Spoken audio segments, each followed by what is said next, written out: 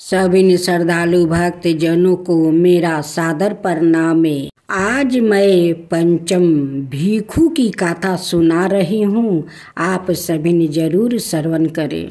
एक साहूकार के बेटे की बहू थी। यह कार्तिक के महीने में सुबह जल्दी उठकर गंगा जी नहाने जाती है। वह पराये पुरुष का मुख नहीं देखती है। राजा का लड़का भी गंगा जी नहाने जाता है। राजा का लड़का कहता है कि सुबह नहाता हूँ, मेरे से पहले कोई भी नहीं नहाता। जब 5 दिन कार्तिक के बीत गया तो उस दिन साहूकार के बेटे की बहू नहा कर जा रही थी और राजा का बेटा आ रहा था। शोर सुनकर जल्दी से जाने लगी, जिसे अपने मोती की माला वहीं पर भूल गई। तब राजा के बेटे ने वह मोती की माला देखी तो देख कर कहा कि यह माला किसकी है जो इतनी सुंदर है, तो वो पहनने वाली कितनी सुंदर होगी। बाद में सारी नगरी में ढिढोरा पिटवा दिया कि यह माला जिसकी है वो मेरे पास 5 रात आएगी, मैं उसकी यह माला दे दूंगा। और खुद वहाँ तोते का पिंजरा टांग कर बैठ गया। सुबह साहूकारनी की बहू आई तो पहली पैरी पर पाँव रखा तो बोली कि अगर मेरे में सत्य है तो इसे नींद आ जाए। और भगवान ने उसका सत्य रख दिया और उसे नींद आ गई और वह नहा कर चली गई। राजा का बेटा उठ कर बैठ गया और तोते से पूछा कि क्या वह आई थी? तो तोते ने कहा कि आई थी। तो वह कैसी थी? तब तोता बोला कि अप्सरा जैसी, बिजुली होली जैसी, झलमल गुलाब जैसा रंग। राजकुमार ने कहा कि आज तो मैं अंगुली चीर कर लेट जाऊंगा, फिर मुझे नींद नहीं आएगी। दूसरे दिन वह अंगुली चीर कर बैठ गया। जब वह आई तो भगवान से प्रार्थना करने लगी, तो इतना कहते ही राजकुमार को नींद आ गई और वह नहा कर चली गई। जब उसने उठकर तोते से पूछा तो उसकी कही सारी बातें बता दिया। तब राजकुमार बोला, मैं आँखों में मिर्ची डाल कर बैठूंगा। और रात को मिर्ची डाल कर बैठ गया और वह आई और प्रार्थना करी, जिससे राजकुमार ने तोते से पूछा कि आई थी? तो उसने कहा आई थी। फिर उसने कहा आज तो बिना बिस्तरे के बैठूंगा, और वो रात को बिना बिस्तर के बैठ गया। तो फिर भगवान से वही बात कही तो राजकुमार को नींद आ गई। जब वह नहा कर जाने लगी तो आंख बंद करके चली गई। राजकुमार ने उठ कर देखा तो वह नहा कर चली गई थी। वो बोला कि आज तो वह चली गई, आज तो मैं आग की अंगूठी राख कर बैठ जाऊंगा। साहूकार की बहू आई तो भगवान से कही कि 4 रात तो निकाल दी, परंतु आज की रात और निकाल दो। भगवान ने उसका सत्य रख दिया और उसे नींद आ गई। जब वह नहा कर जाने लगी तो वह तोते से बोली कि पापी हत्यारे से कह देना कि तेरी 5 रात पूरी हो गई है, इसलिए मेरी मोतियों की माला मेरे घर भेज देना। फिर राजा ने तोते से पूछा कि वह आई थी? तो तोते ने कहा कि वह आई थी और उसने अपनी माला मांगी है। तब राजकुमार सोचा कि वो तो सच्ची थी, उसका तो भगवान ने भी सत्य राख लिया है। थोड़े दिन बाद राजकुमार के शरीर में कोढ़ निकल गया और वह तड़पने लगा। तो राजा ने ब्राह्मण को बुलाकर पूछा कि मेरे बेटे का शरीर क्यों जल रहा है। तब ब्राह्मण ने कहा कि उस साहूकार की बहू को धर्म की बहन बना ले और उसके नहाए हुए जल से नहा ले तो इसका कोढ़ ठीक हो जाएगा। राजा उसकी माला लेकर घर गया और साहूकार से कहा कि यह माला आपकी बहू की है और उसके नहाए हुए जल से मेरा बेटा को नहला दो। तो साहूकार ने कहा, वह तो किसी पराये का मुख भी नहीं देखती है। इस नली के नीचे राजकुमार को बैठा देना। जब वो नहाएगी तो ऊपर से वह पानी गिर बाद में राजकुमार उसी पानी में जाकर बैठ गया और यह नहाया तो उसकी चंदन जैसी काया हो गई। हे पंचमुखी देवता, जैसा साहूकार की बहू का सत रखा वैसे ही सबका रखना। कहते सुनते हुंकार भरते अपने सारे परिवार का सत रखना। ओम नमो भगवते वासुदेवा। श्री कृष्ण गोविंदा हरे मुरारे। हे नाथ नारायणे वासुदेवा। ओम नारायणे विद्महे वासुदेवा धीमहि तन्नो विष्णु प्रचोदयातु। ओम विष्णवे नमः। ओम हु विष्णवे नमः। सभी श्रद्धालु भक्त जनों को मेरा नमस्कार। आज आइए हम सब मिलकर तुलसी विवाह कथा को सुनते हैं और उनकी कृपा को आशीर्वाद लेते हैं। तुलसी विवाह कथा। देवउठानी एकादशी के पावन दिन भगवान शालिग्राम और माता तुलसी का विवाह किया जाता है। हिंदू धर्म में इस दिन का बहुत अधिक महत्व होता है। धार्मिक मान्यताओं के अनुसार भगवान शालिग्राम और माता तुलसी का विवाह कराने से विवाहिक जीवन सुखमय हो जाता है। इस पावन दिन विधि विधान से पूजा अर्चना कर व्रत कथा पढ़नी चाहिए। जलंधर नाम का एक पराक्रमी असुर था जिसका विवाह बिंदा नाम की कन्या से हुआ। बिंदा भगवान विष्णु की परम भक्त थी और पतिव्रता भी थी। इसी कारण जलंधर अजय होता गया। अपने अजय होने पर जलंधर को अभिमान हो गया और वह स्वर्ग की कन्याओं को परेशान करने लगा। दुखी होकर सभी देवता भगवान विष्णु की शरण में गया और जलंधर के आतंक को समाप्त करने की प्रार्थना करने लगा। भगवान विष्णु ने अपनी माया से जलंधर का रूप धारण कर लिया और छल से बिंदा के पतिव्रता धर्म को नष्ट कर दिया। इससे जलंधर की शक्ति छीन हो गई और वह युद्ध में मारा गया। जब बिंदा को भगवान विष्णु के छल का पता चला तो उसने भगवान विष्णु को पत्थर का बन जाने का श्राप दे दिया। देवताओं की प्रार्थना पर बिंदा ने अपना श्राप वापस ले लिया, लेकिन भगवान विष्णु बिंदा के साथ हुए छल के कारण वो लज्जित थे और बिंदा के श्राप को जीवित रखने के लिए उन्होंने अपना एक रूप पत्थर रूप में प्रकट किया जो शालिग्राम कहलाया। भगवान विष्णु को दिए शराप वापस लेने के बाद बिंदा जलंधर के साथ सती हो गई।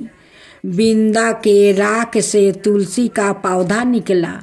बिंदा की मर्यादा और पवित्रता को बनाए रखने के लिए देवताओं ने भगवान विष्णु के शालिग्राम रूप का विवाह तुलसी से करवाया।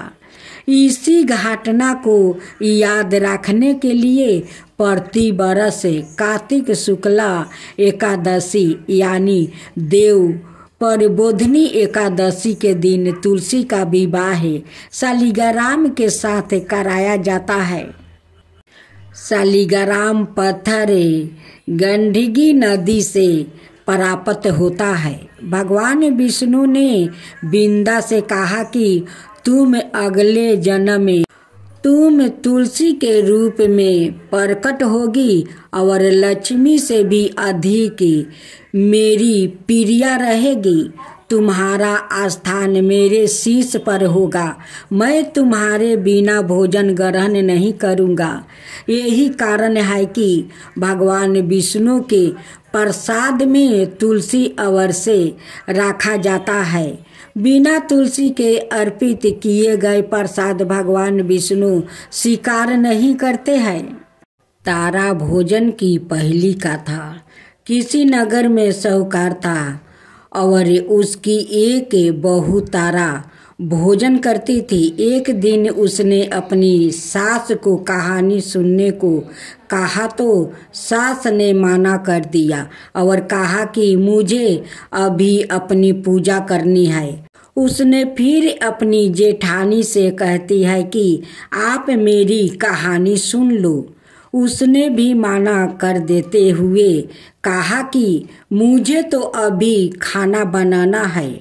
उसने फिर अपनी देवरानी से कहानी सुनने को कहा तो उसने भी बहाना बना दिया कि बच्चों को देखना है। उसने फिर अपनी ननद को कहानी सुनने के लिए कहा तो उसने भी मना कर दिया कि मेरे ससुराल से मेरा बुलावा आ गया है और मुझे जाने की तैयारी करनी है। वह राजा के पास गई। मेरी कहानी आप ही सुन लो। तो राजा ने कहा कि मुझे तो व्यापार देखना है, कहानी का समय नहीं है। उसकी यह मनोदशा देखकर भगवान उसके लिए स्वर्ग से विमान भेजते हैं। स्वर्ग से विमान आया देख कर उसकी सास भी भाग कर जाने के लिए आती है, लेकिन बहू मना कर देती है कि आपको तो पूजा करनी है। फिर जेठानी आती है, तब वह कहती है कि आप कैसे जाएगी, आपको तो खाना बनाना है। देवरानी आती है तो उसको भी वह मना कर देती है कि तुम्हें अपने बच्चों का ख्याल रखना है। ननद आती है तो वह कहती है कि तुम्हें तो ससुराल जाने की तैयारी करनी है, सो तुम वह करो। राजा जी आते हैं कि मैं चलता हूँ तुम्हारे साथ, लेकिन बहू कहती है कि तुम्हें तो कारोबार संभालना है तो उसे संभालो। आखिर में पड़ोसिन आती है और कहती है कि बहन मैं तुम्हारे साथ चलूं। तब बहू कहती है हाँ तुम मेरे साथ चलो, क्योंकि एक तुम ही तो है जिससे कार्तिक के पूरे महीने मेरी कहानी सुनी है। दोनों विमान में बैठकर स्वर्ग जाने लगते हैं। तभी रास्ते में ही बहू को अभिमान हो जाता है कि मैंने कार्तिक के पूरे माहे व्रत किया है और कहानी कही, इसलिए मुझे स्वर्ग का बास मिल रहा है, लेकिन मेरी पड़ोसिन ने तो कहानी केवल सुनी है, व्रत नहीं किया है। फिर भी मेरे वजह से इसे भी स्वर्ग का बास मिल रहा है। बहू यह विचार मन में सोचते जा रही थी कि अचानक भगवान ने वहीं से उसे विमान से नीचे फेंक दिया। उसने पूछा कि भगवान, मेरा अपराध तो बता दीजिए कि आपने ऐसा क्यों किया। भगवान बोले कि तुझे अभिमान हो गया है, इसलिए तू यही धरती पर रहो। अब तू आने वाले 30 साल तक तारा भोजन व्रत करेगी, तभी तुझे स्वर्ग की प्राप्ति होगी। अब श्रवण करेंगे आंवला नमी की कथा।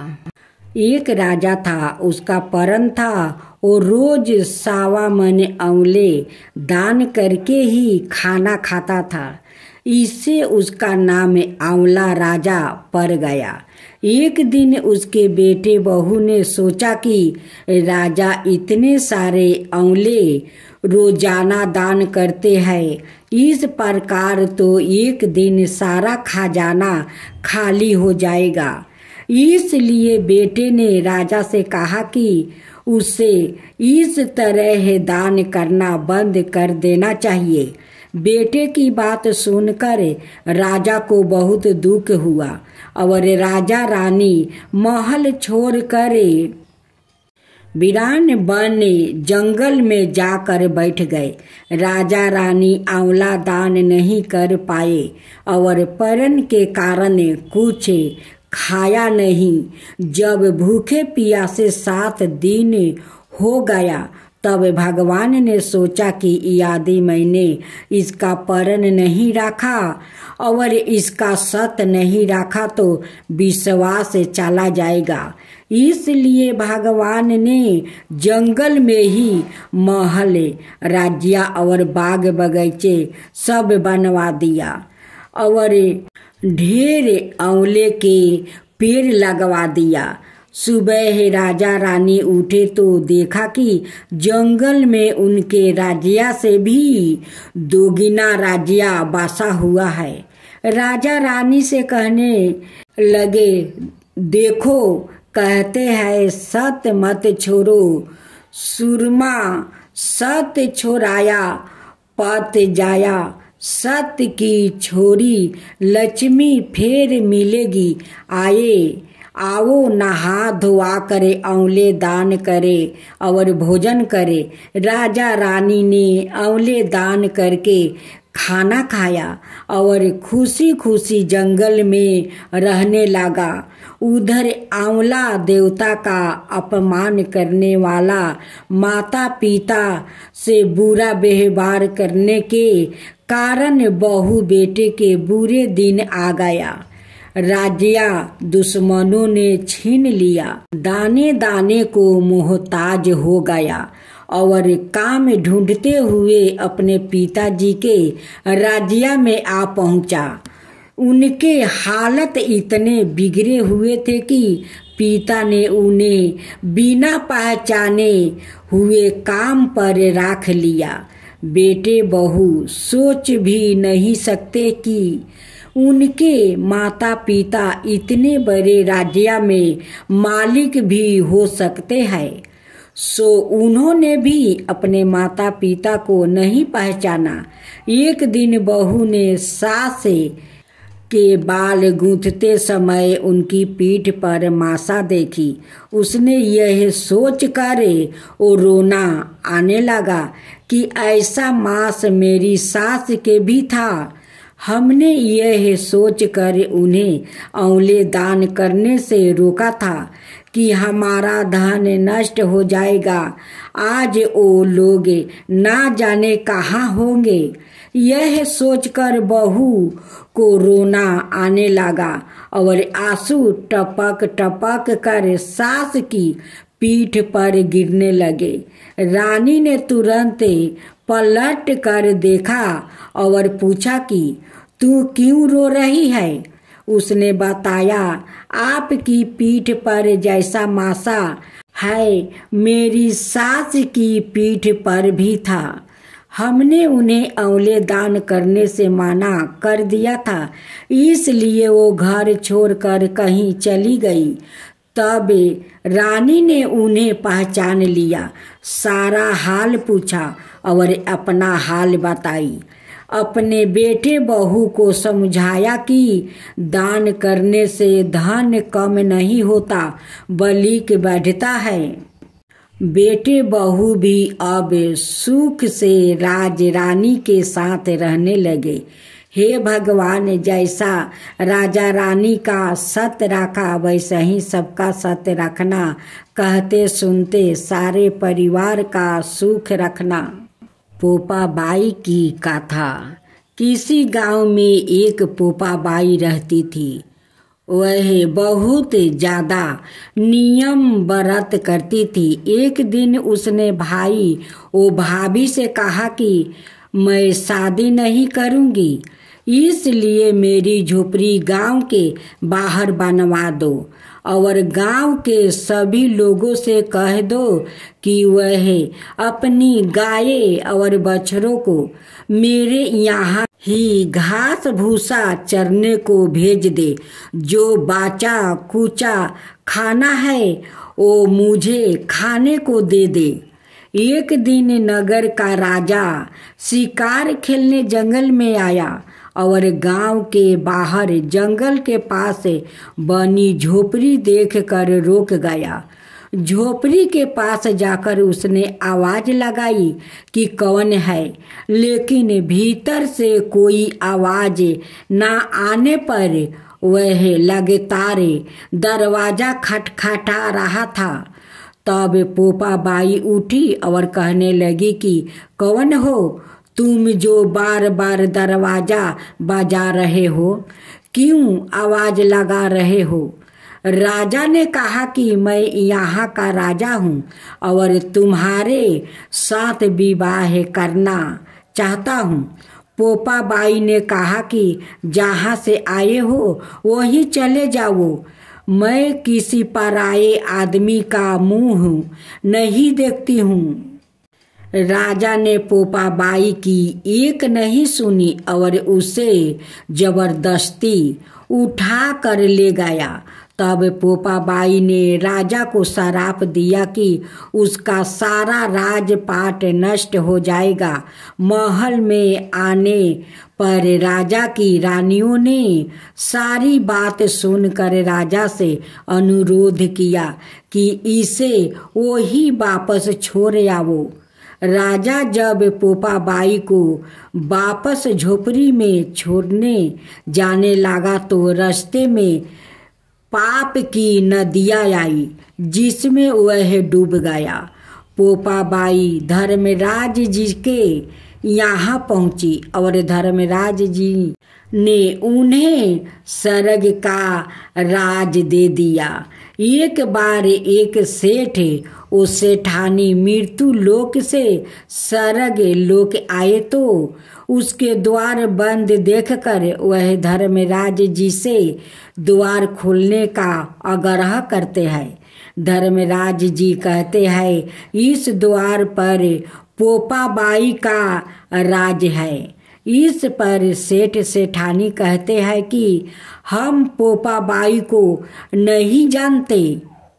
धर्मराज जी उन्हें दोनों की बात सुनकर कहते हैं कि तुम दोनों 7 दिन तक मृत्यु लोक में रहो। 8 खोपरा से राई भर कर 5 कपड़े ऊपर रख कर कहानी सुनकर उद्यापन करना और कहना कि राज है पोपा बाई, लेख लेगी राई राई का। सारे बोलो पोपा बाई की जय।